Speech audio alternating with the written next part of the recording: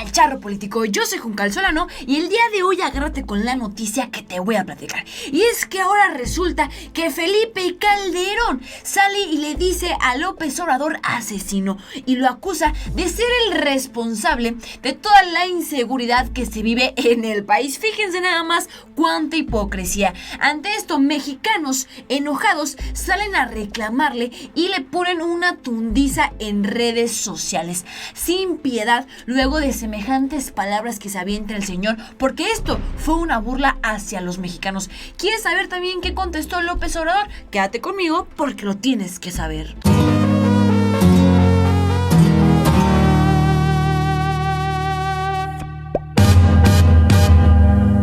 Pues bien, mis queridos charritos, si ustedes creían que el cinismo y el descaro asqueroso de Felipe Calderón no tenía límites, pues déjenme decirles que están muy equivocados.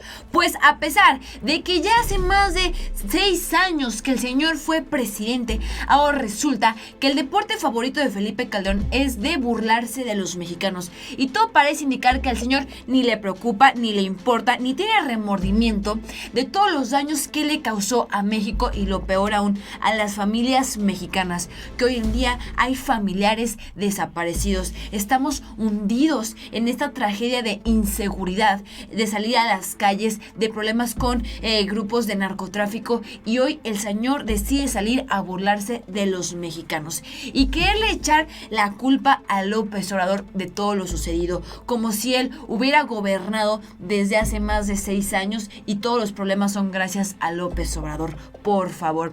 Y es que el día de hoy Felipe Calderón se aventó un chiste de muy mal gusto, pues llamó asesino a López Obrador y lo responsabilizó de todos los actos de inseguridad que existen en el país. Y si no me crees, vamos a ver el siguiente tuit. Y aquí te presento lo siguiente. Esto después recordaremos que este tema se trajo a colación luego de la intervención de Jorge Ramos a las mañaneras. ¿Qué es lo que cuestiono? No cuestiono que se toque el tema de la inseguridad, creo que eso es fundamental y eso es uno de los temas principales que López Obrador tiene como obligación a combatir, porque sabe que estamos muy mal y que gracias a malas prácticas de sexenios pasados es que nos encontramos como estamos, y es esencial para que el país pueda salir adelante y se pueda ver realmente una mejora. Eso creo que López Obrador lo sabe, es indispensable. ¿Qué es lo que cuestiono? Que de buenas a primeras las personas quieran hacerse de la vista gorda y olvidar el pasado, de hacer como que si nada pasó y que López Obrador tiene 24 horas para resolver todo el problema, y creo que no es así. Sí tiene la obligación de buscar una estrategia que dé resultados, como se le ha dado la oportunidad o como se le dio la oportunidad a otros expresidentes de llevar a cabo sus estrategias. Hoy López Obrador presenta una Guardia Nacional, un proyecto que busca acabar con eso. Sin embargo, recordemos que la Guardia Nacional no ha comenzado, todavía no ha arrancado. El día en que arranque, ahora sí los mexicanos vamos a tener, pero si bien checadito, la estrategia de López Obrador, que tiene que dar resultados sí o sí. Sin embargo, si todavía no comienza, si todavía faltan cabos que atar, si todavía falta una estrategia que implementar para que no vaya a existir errores, creo que se me hace de muy mal gusto por parte de Felipe Calderón que hoy le quiera echar la culpa a López Obrador, cuando si bien es cierto estamos como estamos, es porque el señor decidió iniciar una pelea, una batalla contra el narcotráfico, que al final de cuentas terminó siendo nada más que un mendigo circo, donde el señor apoyó solamente a un cártel y que se involucró tanto que al final fue tanto el problema que no pudo salir y terminó hundiendo a México. Y fue lo peor, y ustedes tienen antecedentes y yo también, como durante el sexenio de Felipe Calderón se vivió lo peor, y todavía después de lo de Felipe Calderón con Enrique Peña Nieto aún peor, gracias a estos conflictos y estas problemáticas que se vinieron heredando. Y hoy, ¿qué quieren? Si Enrique Peña Nieto no lo supo combatir, ¿qué quieren? ¿Que de la noche a la mañana de cambio de gobierno desaparezca? Pues claro que no. Y aquí te presento lo siguiente, y dice: muy preocupante manipulación de cifras. Se trata de torcerlas para que aparezca a la baja. Los datos de las fosas no cuentan porque no son importantes para el del gobierno. Qué grave. Aquí Felipe Calderón acusa a López Obrador de estar manipulando las cifras, de estar escondiendo lo que en realidad ya se sabe.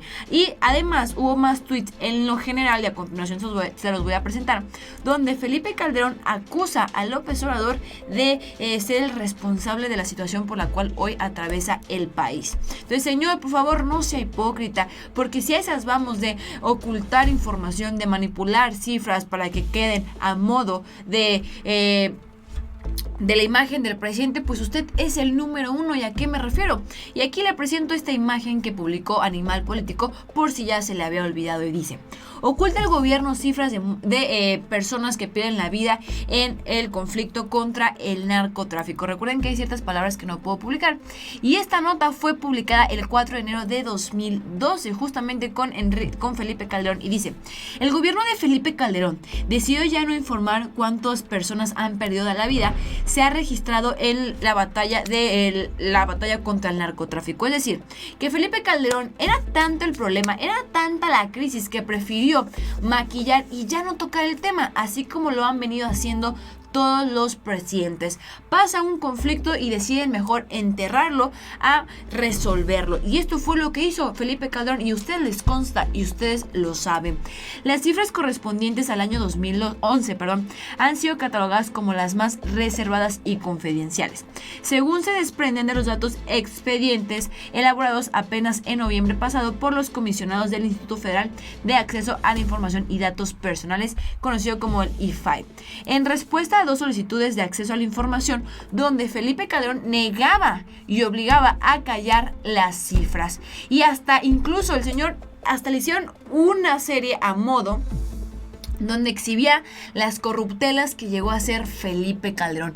Y hoy el señor se siente muy gallito para venirse a burlar de los mexicanos y venir a despotricar, cuando si alguien es responsable y vergüenza debería de sentir y algo debería de estar haciendo, apoyando a resolver esa situación, es él, y nada más que él. Y eso sí me da mucho coraje. A continuación te quiero presentar la siguiente nota, que dice lo siguiente: las cifras de homicidios en la gráfica son las que el presidente recibe a diario del CISEN. Sin embargo, son preliminares, y subestiman las reglas, que, como bien dice Jorge Ramos, todavía resulta que el señor le aplaude a Jorge Ramos. Ya hubiera querido yo que Jorge Ramos entrevistara en ese momento a Felipe Calderón, pero por supuesto que ni se lo hubiera permitido, y por una razón u otra nunca sucedió, porque tal vez a Jorge Ramos no le ofrecieron algo para que entrevistara a Felipe Calderón, porque ya también sabemos cómo es Jorge Ramos, que si no hay algo de por medio, el señor no se mueve. Pero ya me hubiera gustado ver a Jorge Ramos entrevistando a Felipe Calderón, o inclusive ya me hubiera gustado ver a Felipe Calderón en una conferencia mañanera tú por tú con los periodistas, a ver si el señor se hubiera dejado, por favor. Si nada más cuando le sacaron el tema del presunto alcoholismo, ¿qué pasó? Días después Carmen Aristegui ya había desaparecido de los medios de comunicación. Eso no es censura, señor Felipe Calderón. Que no me venga hoy a decir que es el padre de la libertad, el padre de la libertad de expresión, porque además, déjenme platicarles que en nuestro viaje a Acapulco tuvimos la oportunidad de conocer a ciertos periodistas, y por seguridad no voy a mencionar el nombre del periodista que conocimos, pero él me platicó que durante el sexenio de Felipe Calderón le encomendaron estar en presidencia, y él dice que fue lo peor que ha vivido en su carrera. ¿Por qué? Por los actos de censura y control que se vivían. Entonces, fíjense nada más, y esto no es broma, esto es una realidad. Felipe Calderón fue el padre de la censura, y más por las malas decisiones que hizo y que prefirió maquillar y que prefirió ocultar, pero que al final de cuentas lo que es grave no se oculta, señores. Lo que es un problema no se puede ocultar, y eso fue lo que Felipe Calderón nunca entendió, y que hoy quiera pensar que nos puede venir a ver la cara a los mexicanos. Ahora, a continuación presento lo siguiente. Ahora, le dicen a López Obrador: oye, es que la policía no está funcionando. Señores, uno de los principales problemas con los que hoy está atacando o está bloqueando el hecho de que ya se dé inicio a la Guardia Nacional es el siguiente. Perdón. Ellos dicen: a ver, queremos iniciar la Guardia Nacional, pero ¿qué es lo que pasa?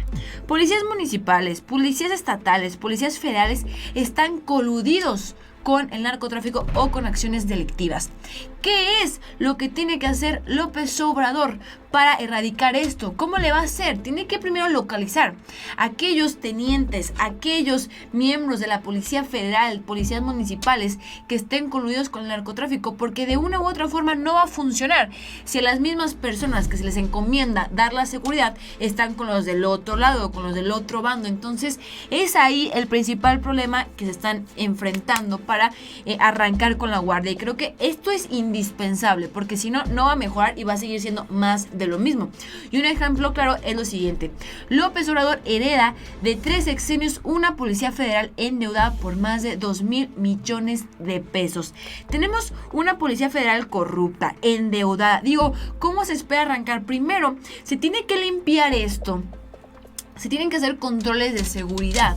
Y una vez que se filtre y realmente se tenga a personas que quieran entregar su vida por la seguridad del país y que no estén dispuestos a quebrantarse, ahora sí podremos tener nuevamente seguridad a los mexicanos o recobrar esa confianza que durante muchos años se fue perdiendo hacia los policías. Y eso es terrible, porque un mexicano desconfía inclusive más de un policía que tal vez de alguna persona que de algún ladrón o de un narcotraficante. Un ejemplo claro: ¿cómo es posible que un mexicano le creyó más al Chapo Guzmán en los juicios? Y eso que fue el narcotraficante más poderoso de México, que a un expresidente. Fíjense nada más que jodido está nuestra política.